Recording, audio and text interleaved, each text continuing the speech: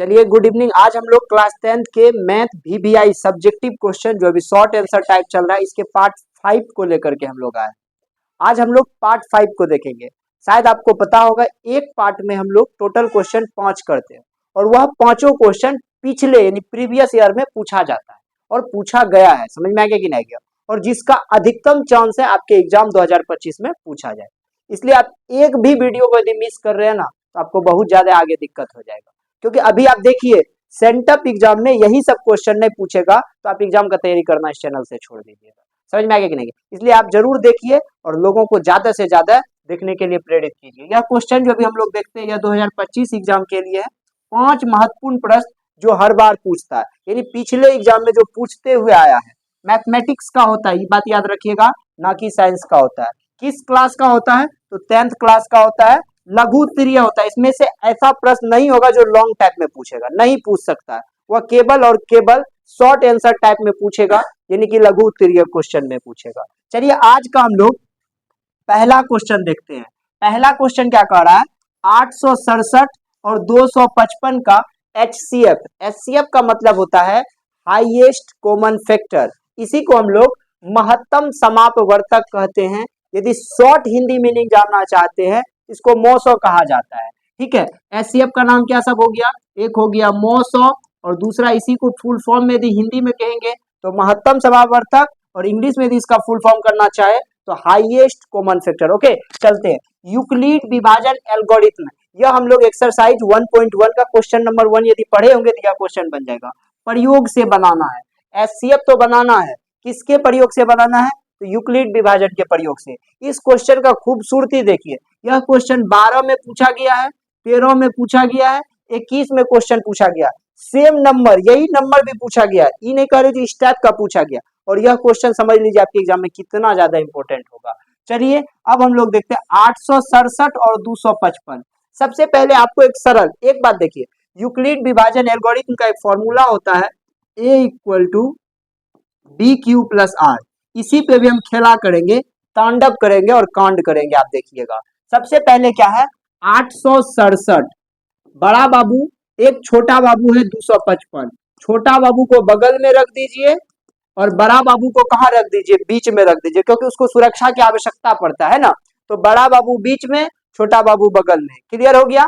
अब हम लोग चलते हैं, इसको पहले डिवाइड कर लेते हैं अलग में, यानी कि MOSO इसका निकाल लेते हैं। किस विधि से निकालेंगे? तो भाग विधि से निकाल लेंगे। भाग विधि से इसका MOSO निकाल लीजिए, तब जाकर के आपको हम क्लियर कर देंगे। तो कटाइए इसको, 3 बार में यदि हम लोग लगाएंगे तो देखिए तो कितना हो जाता है। कटेगा क्या? 55 तिया देख लेते 3 बार में लगता है कि। तो देखिए 5 तिया 15, 5 तिया 15 1 16, 3 दूना 6 1 7। बढ़िया से देख लीजिए कितना हो गया? 765। 5 तिया 15, 5 तिया 15 1 16, 3 दूना 6 1 7। अब इसको घटा दीजिए, 7 में से 5 चले गया तो 2 हो गया, 6 में से 6 गया 0, 8 में से 7 गया तो कितना बच गया? 1। तो कितना बच गया बुआ? 102। 102 बच गया। अब इसको यहाँ पे आप लेकर के आ जाइए। समझ में आ गया कि नहीं आ गया? अब इसको यदि हम लगाएंगे तो आपको शायद पता है 2 बार में लगेगा, 3 बार तो लगने का कोई चांस नहीं है। तो कितना हो जाएगा? 204। अब यदि इसको घटाएंगे तो 5 में से 4 गया 1, 5 में से 0 गया 5, ये खत्म हो जाएगा। फिर इसको लाइए 102, 51 दूना 102 हो जाएगा। होगा कि नहीं होगा? और HCF का मतलब होता है रिमाइंडर, यानी कि शेषफल 0 आना चाहिए। शेषफल क्या आना चाहिए? 0 आना चाहिए। अब आप जान लीजिए, यहाँ पे खेला, यहाँ तक आप करने के लिए शायद हमको लगता है पहले से भी जानते होंगे। ये जो आप देख रहे हैं ना, ये भाज्य होता है। क्या होता है? भाज्य होता है। ये क्या होता है? भाजक होता है। क्या होता है? भाजक होता है। ये क्या होता है? भागफल होता है। और ये जो बचता है इसको हम लोग क्या कहते हैं? शेषफल कहते हैं। क्या कहते हैं बउआ? शेषफल कहते हैं। याद रहेगा, ये भाज्य हो गया, ये भाजक हो गया, ये भागफल हो गया, और यहाँ जो बचता है वो शेषफल हो जाता है। फिर इसके लिए भाज्य भाजक शेषफल, फिर इसके लिए क्या हो जाएगा? भाज्य भाजक शेषफल। तो एक फॉर्मूला बचपन में पढ़े होंगे, भाज्य बराबर भाजक गुना भागफल जोड़ शेषफल, यही पढ़े होंगे। पढ़े होंगे कि नहीं पढ़ेंगे? तो भाज्य बराबर भाजक गुना भागफल जोड़ शेषफल। इसी के लिए ये फॉर्मूला है, ए को भाज्य कहा, बी को भाजक कहा, क्यू को भागफल कहा और आर को क्या कह दिया, रिमाइंडर यानी कि शेषफल कह दिया। समझ में आ गया कि नहीं आ गया? तो अब देखिए सबसे पहले तो हम लोगों का जो भाज्य में है, भाज्य में क्या है बउआ, 867। क्या है, 867 यानी ए में क्या है, 867। भाजक में देखिए क्या है, 255। क्या है, 255। भागफल में देखिए क्या निकल करके आया, 3। और शेषफल में देखिए कितना निकल करके आया, 102। कितना निकल करके आ गया, 102। ये स्टेप आपको लिखना, यही चीज आपको करना है, समझ लीजिए। दूसरे में देखिए कितना है, 255। क्या है, 255। भाजक में कितना है, 102। भागफल में कितना है, 2 प्लस, यहाँ प्लस हो जाएगा, थोड़ा सा प्लस हो जाएगा, क्या हो जाएगा, प्लस। शेषफल में कितना बच गया, 51। कोई दिक्कत हुआ? लास्ट में आ जाइए, देखिए क्या है, 102। भाज्य हो गया 102। भाजक में देखिए कितना है, 51। भागफल में देखिए कितना है, 2 प्लस शेषफल में क्या है, 0। इसी को हम लोग कहते हैं यूक्लिड विभाजन एल्गोरिथ्म। समझ में आ गया कि नहीं आ गया? ये आप रफ बेल में जाकर भी कर सकते हो, कोई दिक्कत नहीं, लेकिन इसको आपको कॉपी पे दर्शाना पड़ेगा। शायद आपके पॉकेट में हम 2 नंबर को पैक कर दिए हैं। आपका एग्जाम में यह क्वेश्चन 100% गारंटी के साथ कहते हैं आएगा ही आएगा, बार बार आता है, इस बार क्यों नहीं आएगा? समझ में आ गया कि नहीं आ गया? चलिए हम लोग देखते हैं क्वेश्चन नंबर 2 को। क्वेश्चन नंबर 2 क्या कह रहा है, 24 और 36 का लौसौ और मौसौ यानी लघुत्तम और महत्तम। लघुत्तम हम लोग कहते हैं एलसीएम को, महत्तम कहते हैं एचसीएफ को। एलसीएम का फुल फॉर्म होता है लोवेस्ट कॉमन मल्टीपल और एचसीएफ का फुल फॉर्म होता है हाईएस्ट कॉमन फैक्टर। मौसौ अभाज्य गुणनखंड विधि द्वारा ज्ञात करना है। किस विधि से ज्ञात करना है, अभाज्य गुणनखंड। यह क्वेश्चन 2023 में पूछा गया है, 24 में नहीं पूछा। 100% गारंटी के साथ 25 में पूछेगा। सबसे पहले देखिए 24 को अलग कर दीजिए, 26 को अलग कर दीजिए। हम लोग सॉल्यूशन कर रहे हैं जिसको आप हल कहते हैं। सॉल्यूशन में देखिए करना क्या है, पहले 24 का फैक्टराइज कर लेना है तो कितना हो गया 12, फिर कर लेना है तो 6 और फिर कर लेना है तो क्या आ जाएगा 3। एकदम आ गया। फिर 36 को तोड़िए, 18, 9 और 3 से 3। एकदम हो गया कि नहीं हो गया? ये तो आप आसानी से कर लोगे। अब दोनों का स्टेप लिख लो, पहले में क्या है, 2 है, 2 है, 2 और 3। कोई दिक्कत? 2 2 2 और 3। इधर क्या है, 2 2 3 और 3। इतना आपको करने के लिए आ जाएगा ना। बस आप इसमें एगो खेला कर दीजिएगा। उस खेला का नाम है, देखिए कॉमन क्या आ रहा है, कॉमन क्या आ रहा है उसको घेर लेना है। घेर लिए। अब यहाँ पे पहले हमको 2 चीज निकालने का है, एगो एचसीएफ और एगो चीज एलसीएम। एचसीएफ में क्या करना है, जो सब कॉमन में आया है उसको लिख देना है। क्या क्या आया है, 2 गो 2 और एगो 3, यही ना कॉमन में आया है। तो क्या हो गया, 2 दूना 4 3 कितना हो गया 12।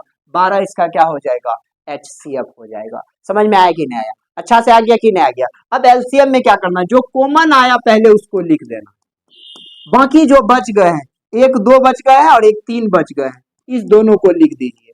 लिख दिए कि नहीं? अब सारा को मल्टीप्लाई, 2 2 जा 4, 3 जा 12, 12 2 जा 24, 24 3 जा कितना हो गया 72 इज द करेक्ट आंसर। तो हम लोगों का एलसीएम भी आ गया और एचसीएफ भी आ गया। समझ में आ गया कि नहीं आ गया? आपको यह क्वेश्चन दोनों आराम से आसानी पूर्वक समझ में आ गया होगा। चले हम लोग आगे चलिए। अब हम लोग क्वेश्चन नंबर 3 को देखने के लिए जाते हैं। क्वेश्चन नंबर 3 क्या है, x square minus 2x minus 8, इसको हम लोग द्विघात समीकरण कहते हैं। द्विघात समीकरण x square minus 2x minus 8 के शून्यक ज्ञात करें। और याद रखिएगा द्विघात समीकरण के 2 शून्यक होते हैं। कितने शून्यक होते हैं, 2 शून्यक। आपको पता होना चाहिए और एग्जाम में पूछेगा भी, द्विघात समीकरण के शून्यकों की संख्या होती है तो 2। याद रहेगा कि नहीं रहेगा? अभी हम लोग दोनों को निकालेंगे। इस क्वेश्चन का खास और इज्जतदार वाला बात क्या है, यह क्वेश्चन 18 और 22 ईस्वी में पूछा है, यानी कि 2018 और 2022 में इस क्वेश्चन को पूछा गया है।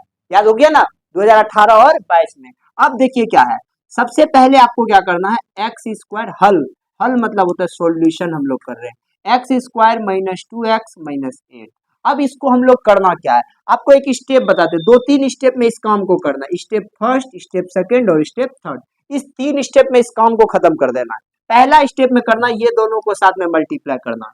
कितना हो गया बउआ, 8x² हो गया। हुआ या नहीं हुआ, कोई दिक्कत? फिर देखिए यहाँ पे कितना है, -2x, ये दोनों को लिख लेना, -2x। अभी x को भूल करके चलना है। अब हम लोगों को क्या करना है, इस 2 को इस प्रकार से तोड़ना है कि जोड़ने घटाने पर, देखिए इस 2 को इस प्रकार से तोड़ना है कि जोड़ने घटाने पे 2 ही आए, ठीक है। और यदि हम इसको गुना उना कर दे तो क्या आ जाए, बाहरी चीज आ जाए। समझ में आ गया कि नहीं? तो सबसे पहले हम लोग क्या करते हैं, 8 को तोड़ लेते हैं। 2 4 जा 2, कितना हो गया, 8 को तोड़ दिए हम लोग। तो अब समझिए यहाँ पे, यदि हम इस दोनों को एक साथ लेते हैं तो 4 हो जाता है और 2 हो जाता है। यदि इस दोनों को हम लोग मल्टीप्लाई करेंगे तो कितना हो जाएगा, 8x² हो जाएगा। और यदि दोनों को मान लेते हैं -4 + 2 कर देते तो कितना हो जाएगा, -2 हमको यहाँ पे कितना लाना था, -2 लाना था। और गुना करेंगे तो इसी दोनों को यदि गुना कर देंगे बउआ तो कितना हो जाएगा, 8x² हो जाएगा। चलिए x² -4x + 2x। अब देखिए -4x में से 2x चले जाएगा तो क्या बच जाएगा, -2x बचेगा ना। और यही दोनों को गुना करेंगे तो 8x² हो जाएगा कि नहीं हो जाएगा। इसी बात को हम समझाने का प्रयास किए थे। अब देखना है ई दोनों में और ई दोनों में कॉमन क्या चीज आ रहा है। कॉमन देखिएगा यहाँ तो आपको पता चलेगा x कॉमन आ रहा है, क्योंकि x इसमें भी है और x इसमें भी है। तो इसका x निकाल लिए तो बचेगा x, बचेगा कि नहीं बचेगा, माइनस है तो माइनस बच गया। और यहाँ से x ले लिए तो क्या बच जाएगा, 4 बच जाएगा। शायद यहाँ तक आपको अच्छा से समझ में आ गया होगा। अब देखिए यहाँ पे जो कॉमन लेना पड़ता है, इसमें साइन भी कॉमन लेना पड़ता है। आप एक चीज दिमाग में बैठा लो, जो साइन पहले है वही साइन कॉमन में लेना, प्लस माइनस भूल जाओ। मान लेते क्या कहें, कॉमन ले लिए, प्लस को लेंगे कि नहीं, लेना भी पड़ेगा। अब दोनों में क्या मिल रहा है, x तो यहाँ है, यहाँ तो नहीं है ना, तो x नहीं लेंगे। 2 यहाँ भी और 8 में भी 2 आ रहा है, तो 2 ही कॉमन ले लेते हैं। यदि 2 को कॉमन ले लेंगे बउआ तो 2 यहाँ पे 2x था तो 2 निकल गया, बचा क्या, x। और देखो प्लस माइनस क्या हो जाएगा, -2 4 जा क्या हो जाएगा, 8। अब एक बात देखो, ये बीच वाला सैमसंग आ गया ना, तो आपका आइडिया सही है। जब सैमसंग आ गया तो आइडिया सही है। समझ में आ गया कि नहीं आ गया? तो अब क्या करना है, बाहर वाला को एक बार और अंदर वाला को क्या करना है, एक बार लिख देना है। एक बार बाहर वाला को लिख दिए और एक बार किसको लिख दिए, अंदर वाला को लिख दिए। अब इसका शून्यक में क्या करना है, x + 2 = 0, x - 4 बराबर क्या कर देना है, 0। देखिए x बराबर क्या हो गया, प्लस है तो उधर जाकर के क्या हो जाएगा, -2, और इधर x बराबर क्या हो जाएगा, माइनस है तो +4। बताइए दो शून्यक निकल करके आ गए कि नहीं आ गए? यही दो शून्यक आपको शायद अच्छा से समझ में आ गया होगा, और क्वेश्चन 18 और 22 में पूछा भी गया है। सोच लीजिए कितना खास क्वेश्चन होगा आपके लिए, आपके जीवन के लिए बहुत महत्वपूर्ण क्वेश्चन है। समझ में आ गया कि नहीं आ गया? चलते अब हम लोग क्वेश्चन नंबर अगला में। क्वेश्चन नंबर अगला में क्या कह रहा है, 10 7 4 ... का 30वां पद होगा, या 30वां पद ज्ञात करें। यह क्वेश्चन 2015 ईस्वी में पूछा गया है। किस ईस्वी में बउआ पूछा गया है, 2015 में। सबसे पहले जान लीजिए यह क्वेश्चन एपी का है। एपी को हम लोग इंग्लिश में अर्थमेटिक प्रोग्रेशन कहते हैं। इसी का हिंदी में नाम है समांतर श्रेणी या समांतर श्रेणी। समझ में आ गया कि नहीं आ गया? सबसे पहले इसमें खास बात जानिए, ये जो पहला पद है ना, हल करना स्टार्ट कर रहे हैं हम लोग। पहला पद ए है, ए बराबर 10। प्रथम पद क्या हो गया बुआ, ए में क्या है, 10 है। और सार्वंतर जब हम लोग निकालते हैं ना इसमें, तो इसको क्या कहते हैं, a2 - a1, a2 - a1। a2 में बुआ कितना है, 7 है। a1 में कितना है, 10 है। 7 में से 10 गया कितना बचेगा, -3। बचेगा कि नहीं बचेगा, -3 बचेगा ना। तो मेरे पास ए आ गया और डी आ गया। अब कहता है इतना इतना का 30वां पद ज्ञात करना है। इसमें पदों की संख्या पहले दे दिया, टोटल पद कितना है, 30। n बराबर हो गया 30। अब हम लोगों को कहता है 30वां पद यानी कि अंतिम पद ज्ञात करना है।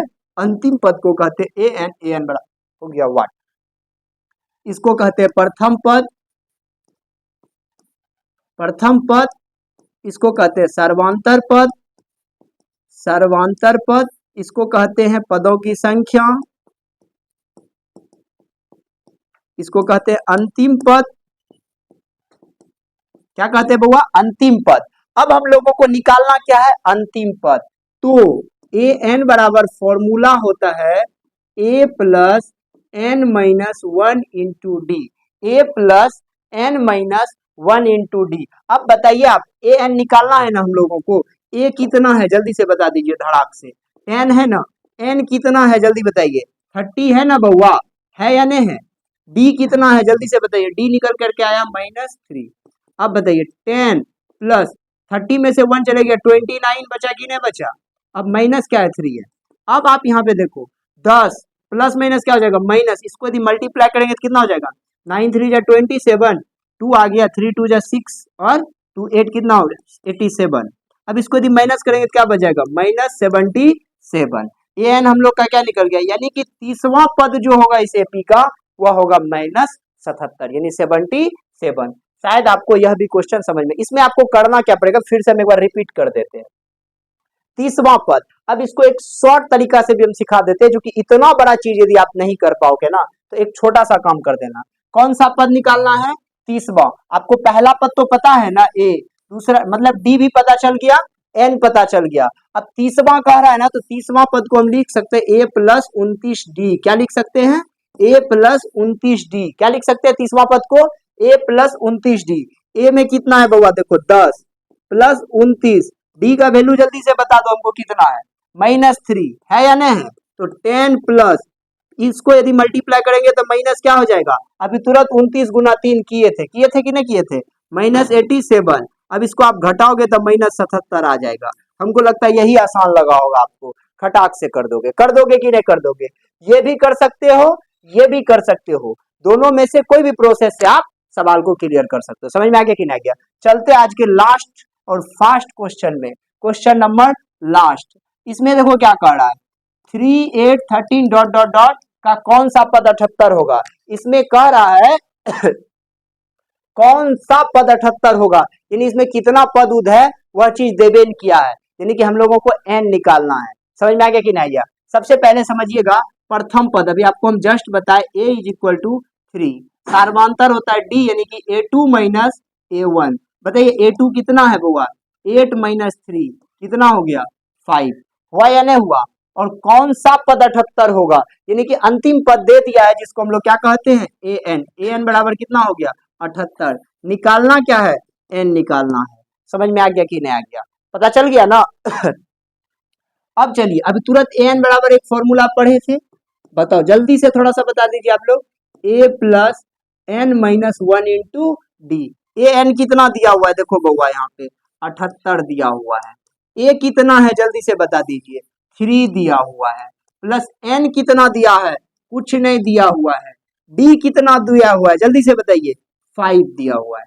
दिया हुआ है कि नहीं दिया हुआ है, लिख दिए ना हम लोग। अब देखो बुआ 3 प्लस में इधर किस में आ जाएगा, माइनस में आ जाएगा। किस में आ जाएगा, माइनस में। अब एक बात बताओ, 78 में से 3 चलेगा तो कितना बचेगा 75, ये गुना में 5 है, किस में आके लटक जाएगा, भाग में लटकेगा कि नहीं। इसको यदि कटा देंगे तो कितना हो जाएगा 15 n माइनस 1। अब देखो माइनस में 1 इधर आकर के किस में 1 प्लस में 1, तो n का वैल्यू निकल करके आ गया 16वां पद जो होगा ना इस एपी का, 16वां पद वो क्या हो जाएगा बउआ 78 हो जाएगा। 16वां पद इस एपी का क्या हो जाएगा 78 हो जाएगा। ये दोनों क्वेश्चन में से हम ठोक देते हैं, गारंटी दे देते हैं, एक क्वेश्चन 2025 के एग्जाम में पूछेगा ही पूछेगा। समझ में आ गया कि नहीं आ गया, आपको यहाँ तक पूर्ण रूप से समझ में आ गया होगा। समझ में आ गया कि नहीं आ गया। हम लोग मिलते हैं नेक्स्ट पार्ट में। यदि आप पीछे वाला पार्ट नहीं देखे होंगे जरूर जा करके देखिए और एक मोटा सा कॉपी जरूर तैयार कीजिएगा। आज हम लोगों का 5वां पार्ट समाप्त हुआ, यानी कि 25 क्वेश्चन हम लोग देख चुके हैं। समझ में आ गया कि नहीं आ गया। मिलते हैं हम लोग 6 नंबर पार्ट में, तब तक के लिए बाय बाय।